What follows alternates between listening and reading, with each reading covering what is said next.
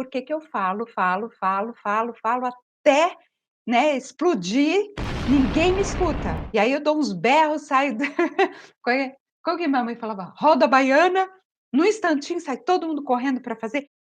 Não dava para ser numa boa, gente, tem que ser, assim, só na base do estresse, só na base do grito, parece que pede pra gente estressar, pede pra gente dar uma de doida. Não funciona se for pedindo mansinho. Na casa de vocês, vocês também têm essa situação de você falar 1 milhão de vezes e ou escuta aquele "espera aí", ou então nem escuta, né, nem responde. E aí a gente vai ficando cada vez mais estressado, a gente vai, tendo dificuldade de lidar com essa situação, a gente se sente oprimido até, porque precisa que eles façam algumas coisas que a gente precisa que eles façam, né, e eles simplesmente não ouvem. A gente fala, fala, fala, fala, fala. Quando o Thiago era adolescente, às vezes eu tinha vontade de ter um gravadorzinho, para eu gravar as coisas que eu falava, para não ter que repetir, porque era a mesma coisa quase todo dia. E aquele estresse danado. Não ia ser bem mais prático se eu só desse replay? Na frase, porque esgota, gente, tem hora que a gente não aguenta mais, explode, né, e acaba fazendo caca. Mas tem jeito mãe, tem jeito de melhorar, né, porque qual que é o olha, veja bem, se a gente gritasse e funcionasse, ainda vai lá, vai, é o preço que a gente tem que pagar, vamos pagar e funciona e tá bom. Mas se você prestar atenção, esse recurso ele não funciona de fato. Talvez ele funcione ali na hora, né, de vez em quando nem isso.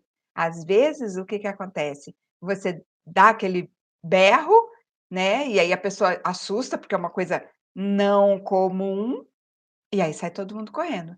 Agora, a partir do momento em que você vai, entre aspas, "abusando" desse recurso, né, você vai tendo cada vez mais que, gritar de novo, gritar de novo, gritar de novo, gritar de novo, e quando a conversa só funciona na base do grito, tem uma hora que parece que sabe quando perde o efeito? Porque tem aquele ditado que diz, né, tudo que o plantio é opcional, mas a colheita é obrigatória, né, o que a gente plantar, é o que a gente vai colher.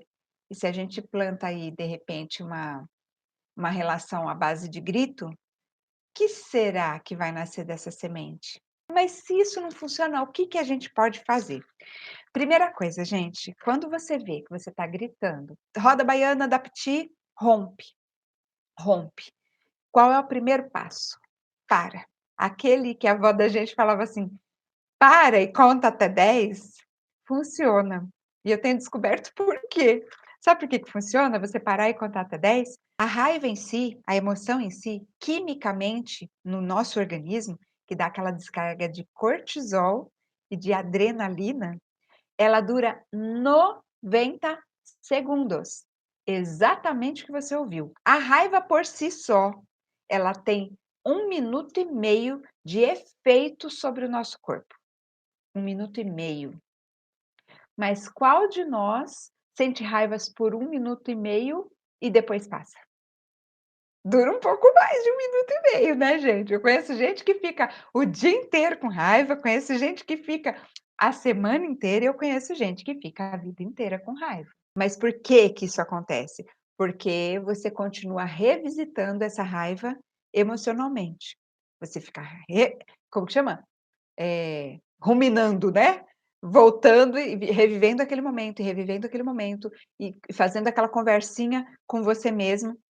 "Mas por que que ela fez isso? Mas não poderia fazer isso é injusto", né, e vai conversando e vai retroalimentando aquela raiva. E aí, quando a gente para, respira, conta até 10, os níveis de cortisol e adrenalina vão baixando e os efeitos da raiva vão diminuindo até o ponto em que você se sente mais capaz de retomar o controle das suas reações.